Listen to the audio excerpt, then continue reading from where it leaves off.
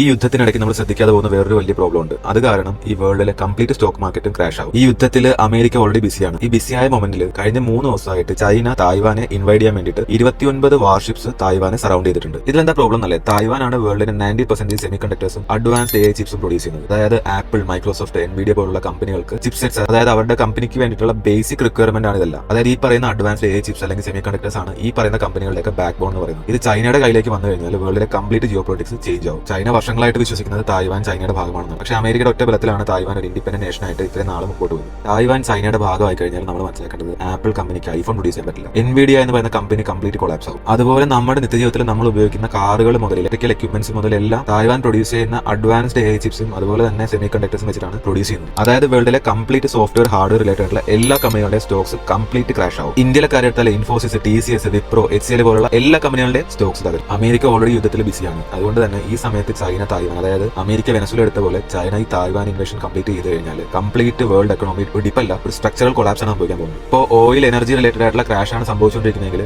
അടുത്ത് സംഭവിക്കാൻ പോകുന്നത് ടെക്നോളജി റിലേറ്റഡ് ആയിട്ടുള്ള ക്രാഷ് ആണ്. ഞാൻ കഴിഞ്ഞ വീഡിയോയിൽ പറഞ്ഞതുപോലെ GCC രാജ്യങ്ങൾ മാത്രമല്ല പ്രോബ്ലംസ് ഫേസ് ചെയ്യാൻ പോകുന്നത്. ഈ യുദ്ധങ്ങളും ഇൻവേഷൻസും എല്ലാ രാജ്യങ്ങളെയും ഒരുപോലെ എഫക്ട് ചെയ്യും.